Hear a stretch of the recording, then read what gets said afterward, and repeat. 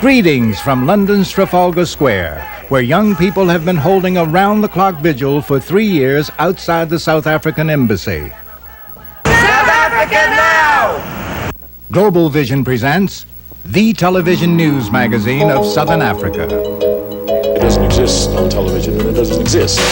I would actually appeal to the world that information is there and can be found. Because it is important that people know what is happening.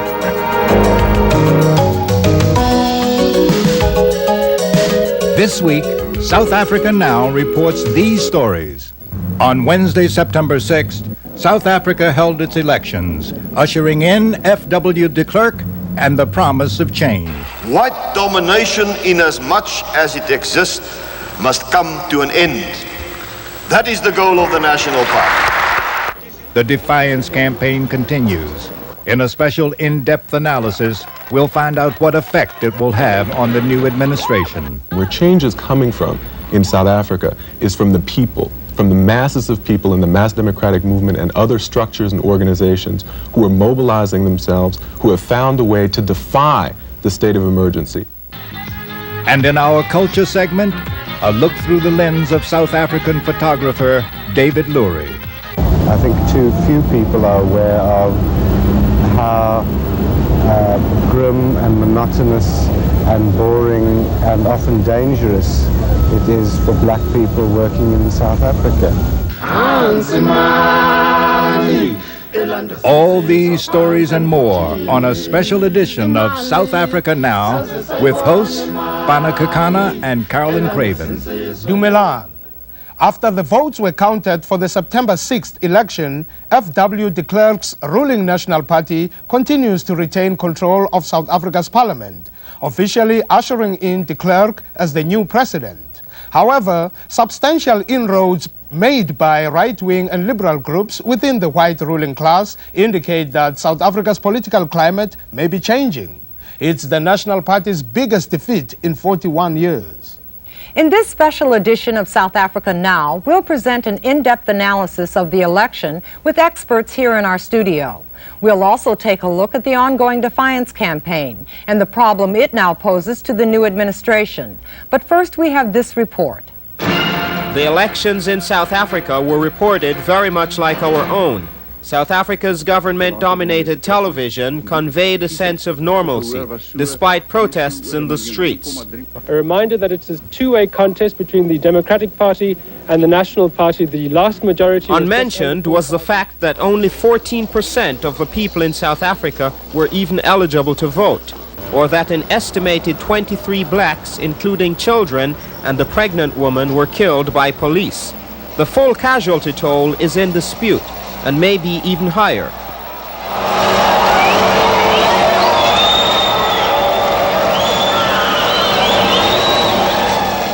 The results surprised some analysts, with F.W. de Klerk's Nationalist Party losing 30 seats, while narrowly clinging to the majority it's held for more than 40 years.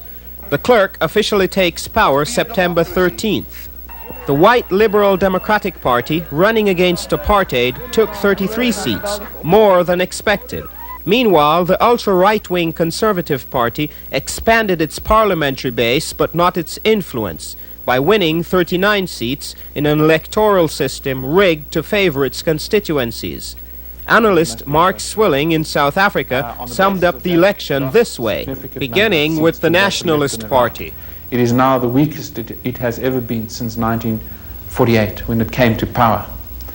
On the other hand, the Democratic Party, the party to the left, the liberal opposition, has never been stronger. The right wing, on the other hand, has not done as well as was expected. In the world press, the headlines painted the results as a victory for reform. The New York Times spoke of a victory for something called faster, slow change. The Christian Science Monitor put reformers in the majority. Meanwhile, the London Times also saw a boost for reform. But in the streets, where the defiance campaign continues, there was no talk of reform. We are facing a government that can only rule by injustice and by the gun and by tear gas and dogs and oppression. And as long as that is the case, this South African government is not our government. International opinion was also more critical. In England, Baroness Judith Hart, former member of the House of Lords. The government can only stay in power by using terrorist methods. I mean, this is sheer terrorism, is it not? Just to shoot people in the streets when they demonstrate, you know?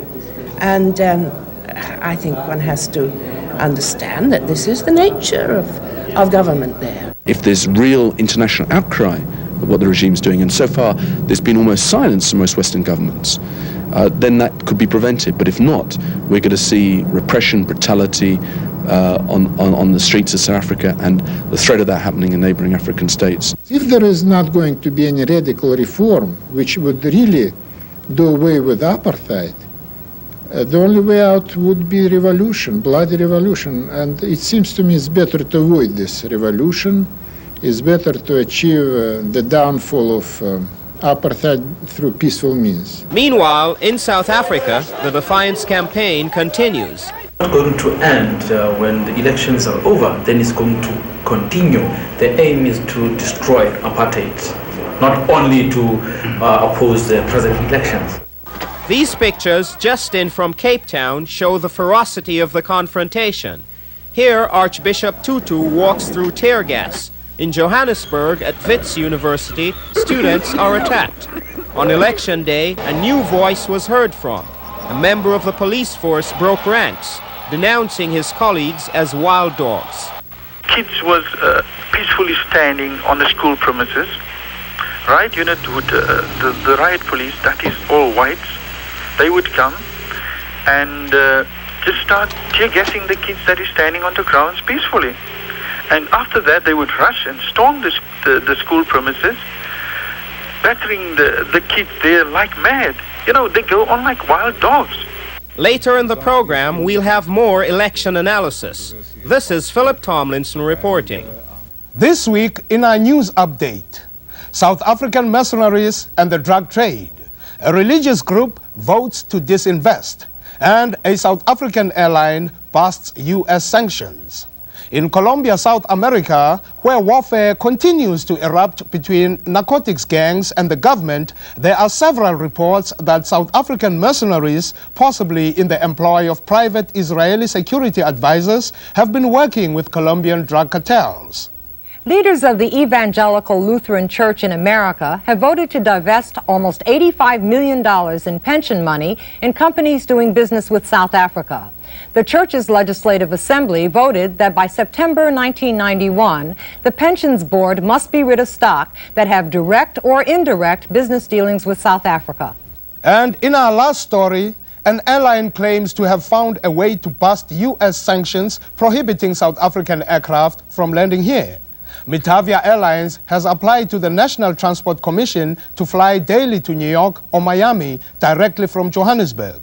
A spokesperson from the airline refused to give details of the so-called foolproof method, but said U.S. officials located in South Africa were not opposed to the application.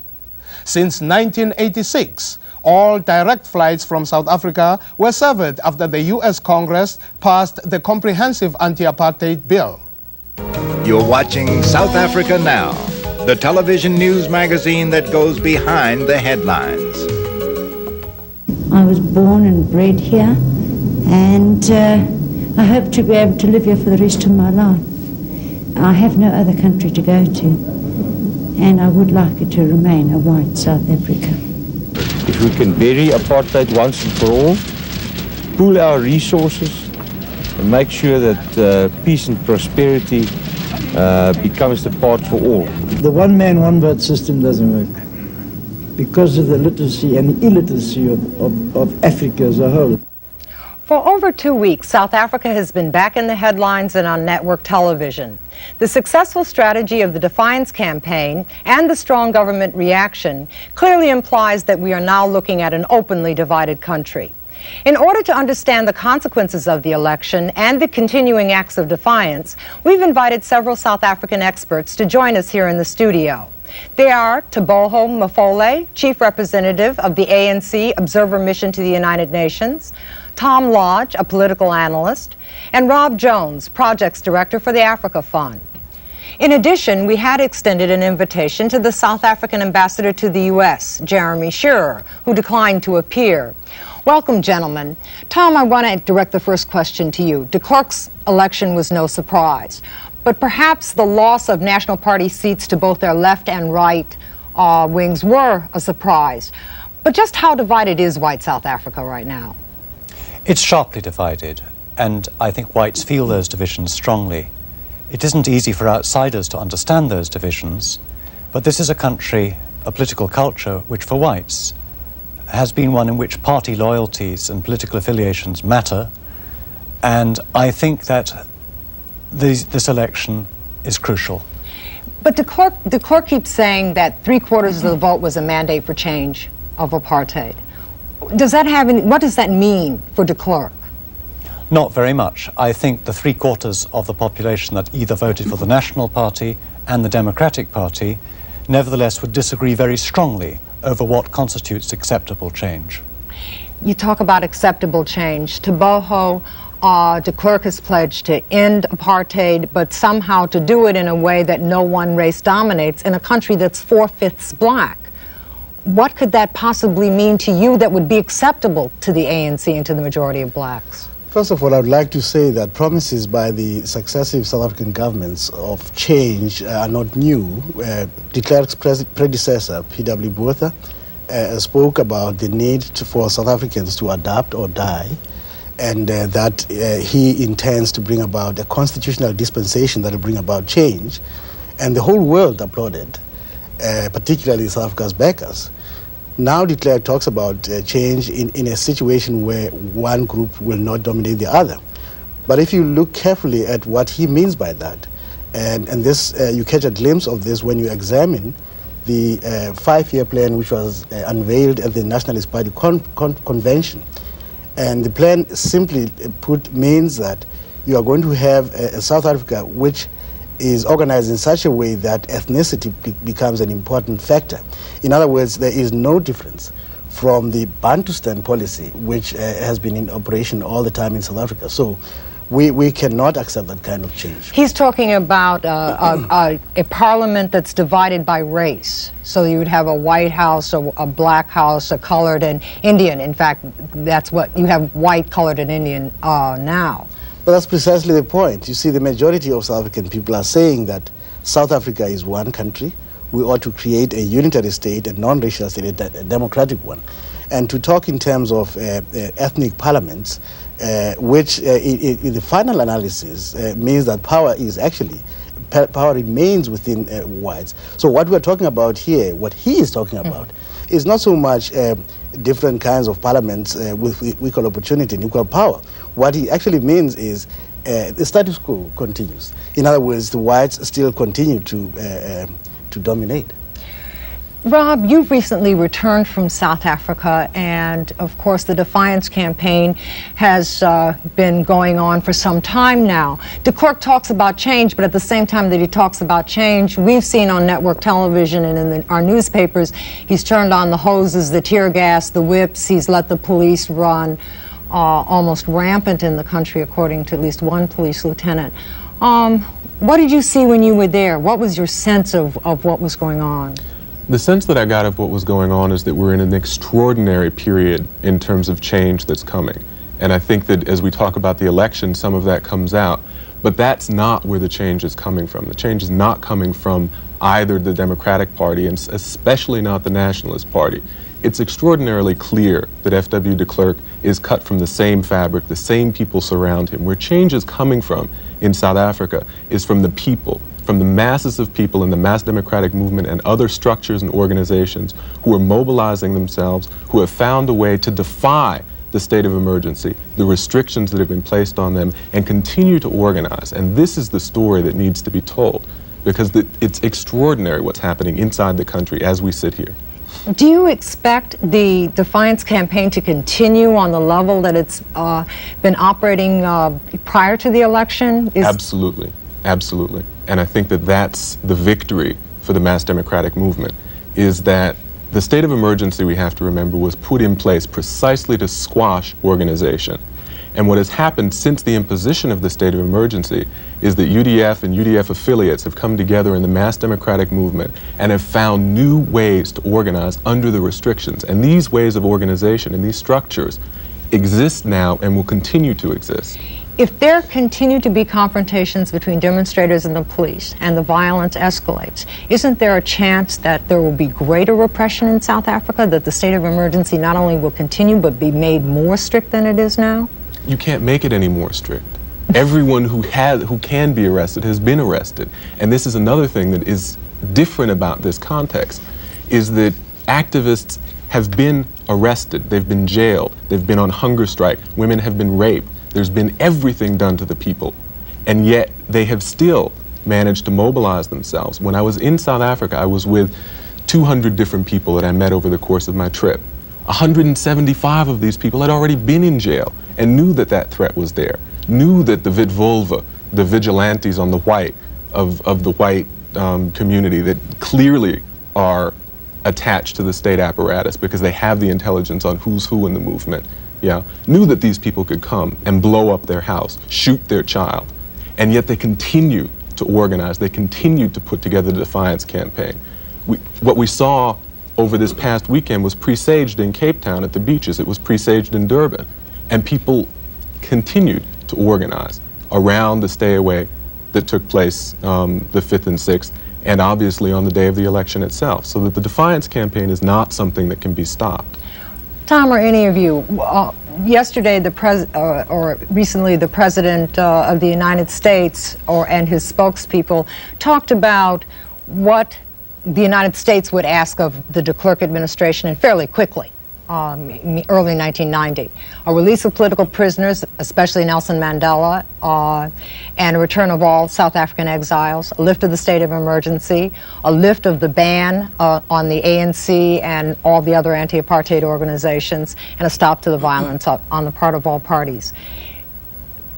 First of all, I guess to you, Tom, is there any chance that that's going to happen, that de Klerk would look at that list of 4 demands and say, okay, for the support of the United States and for the peace of our country, I'm willing to agree to these? I think not. I think we can expect all 4 of those things to happen, and happen within the next few years. I wish it was the case that we could say they'll happen next year, but I don't think it is. I don't think there's a sufficient amount of pressure on the South African administration, either from below or from outside of the country, to make them do those things. I think they may do some of them next year. I think the release of certain political prisoners is certainly very likely. But I think all of those things, no, not yet. Everybody has talked about the release of Nelson Mandela and Walter Sisulu as the 2 key political prisoners. Everybody on every end of the spectrum has said that the government cannot allow Nelson Mandela to die in prison, that he will be released. If he were released tomorrow, would that make a difference to the ANC? Well, first of all, before coming to your question, I'd like to make a slight comment on what Tom has said here. I think we would like to welcome the position that has been taken by the administration, because the demands which they have put forward are actually a reflection of the demands of the mass democratic movement. But the point that we'd like to make is this, that we would like to see the administration here, and as well as the different Western governments, taking a much firmer position on the question of sanctions and on the question of the kinds of pressure that Tom is talking about. If he says that nothing is going to happen, that would be precisely because the amount of pressure that is required for that to happen is not actually happening. But I would like to say to him that, in answer to what he said, that the pressure from below certainly is going to intensify. And I think, as Rob earlier pointed out, the people who are going to determine the agenda of change in South Africa, it's not really from outside. Pressure from outside is very important. But I think the people that actually determine things are the people who are inside the country. And by all indications right now, there is a tremendous amount of struggle that is going on, and it's going to intensify. But about Nelson Mandela, the South African government has always wanted to play games on the issue of Nelson Mandela. It's a couple of years now since they've started to give indications that they're about to release Nelson Mandela, that, and this was shown by taking him out of prison into hospital, and instead of releasing him, putting him into some private house somewhere. Now, all this, of course, is by design, and the design here is to stem the tide of the Release Mandela campaign that is coming from the international community and from inside South Africa itself. Right. And the South African government has always been out to, get political capital out of the intention, the apparent intention to release Nelson Mandela. What would happen if he is released tomorrow? Quite clearly, we would be very happy to have Nelson Mandela out of prison because we think that he doesn't belong there in the first place. We're going to run out of time in a minute, and I want to ask each of you, what's going to happen now? Just real briefly, what do you expect to happen in South Africa right now? Rob? I think that what we're going to see is an extraordinary period of struggle and consolidation of organization on the ground. Okay. Tom? I think it's quite likely that the government will use rather harsher measures, even harsher measures than it's used up to now against the defiance campaign. And I agree with Rob. I don't think those methods will be successful in checking popular insurgency. And Tabaho? I would like to say that I think South Africa has reached a point of no return. It doesn't matter how much pressure, how much harsh methods the South African government uses, it will not be able to turn the clock back. So the struggle is going to continue, and whether the South African government likes it or not, there is bound to be change in South Africa.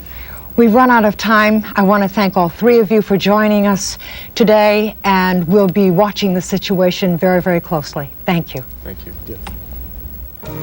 You're watching South Africa Now. Coming up next, our culture segment, featuring the best music, film, drama, and artistic expression from Southern Africa. This week, in our culture segment, we feature the work of South African photographer David Lurie, whose candid pictures capture the reality of life in South Africa.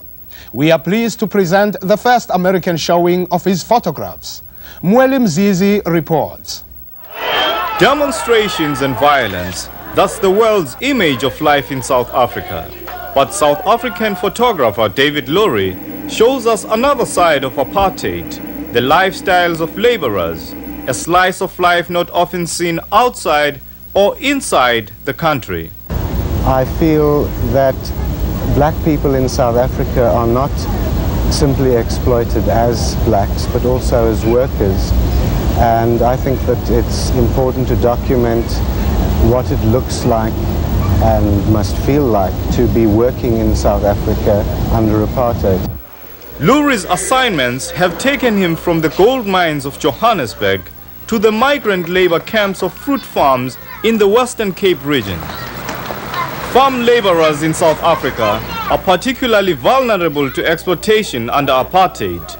These photographs, part of an essay titled Bitter Harvest, capture the daily life of workers during harvest on a fruit and wine farm in the Cape Town area.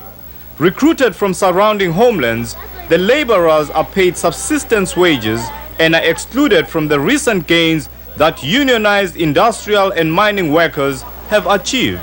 Generally speaking, I would say that as a category, farm workers are the most exploited workers in South Africa.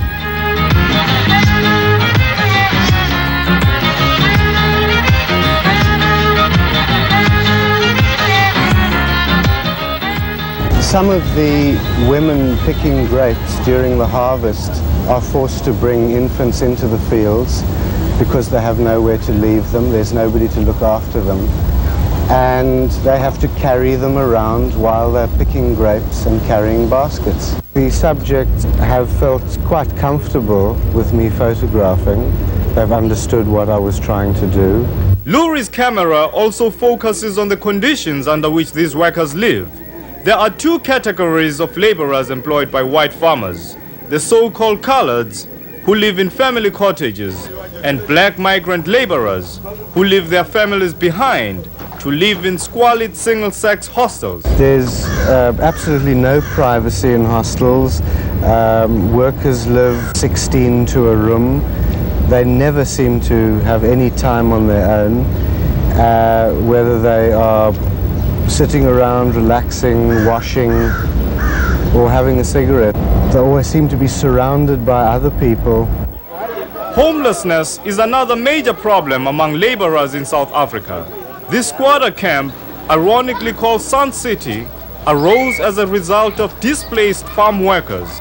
If a farm worker loses his job and the farmer may dismiss a worker without any reason whatsoever, he would also lose his home, and his wife and children would lose their home as well.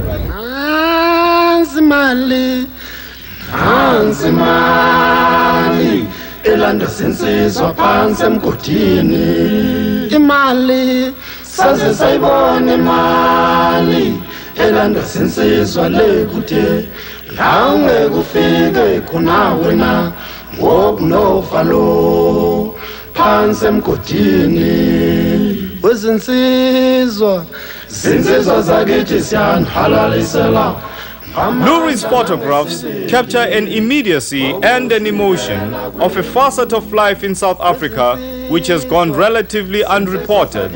His subjects may not be the material of front-page news stories, but the faces within his images speak clearly of the oppression of apartheid. I think it's important for people outside South Africa to see what working conditions are really like, but I think it's important for people inside South Africa to see that as well. I think too few people are aware of how grim and monotonous and boring and often dangerous it is for black people working in South Africa.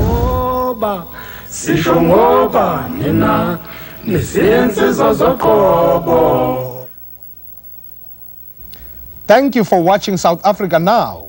You can listen to a radio edition of our program, which is available to interested radio stations. For a free resource guide on the issues we cover, or to obtain a transcript, send a self-addressed stamped envelope to South Africa Now, P.O. Box 1907, Canal Street Station, New York, New York 10013. Transcripts are $3. Ask for show N107. We also welcome your comments. South Africa Now is produced by Global Vision on a non-profit basis in association with the Africa Fund. Due to this special edition of our show, we were unable to bring you the second part on Angola and its victims of war. Next week, we'll have that report for you. Thank you for joining us. On behalf of everyone at South Africa Now, I'm Fana Kekana. We leave you with another look at the photos of David Lurie. Awubheka namhlanje, awubheka namhlanje, awubheka namhlanje, awubheka namhlanje. Usala wena, intanga zakho zonke sendile. Awubheka namhlanje, awubheka namhlanje, awubheka namhlanje, awubheka namhlanje. Usala wena, intanga zakho zonke sendile.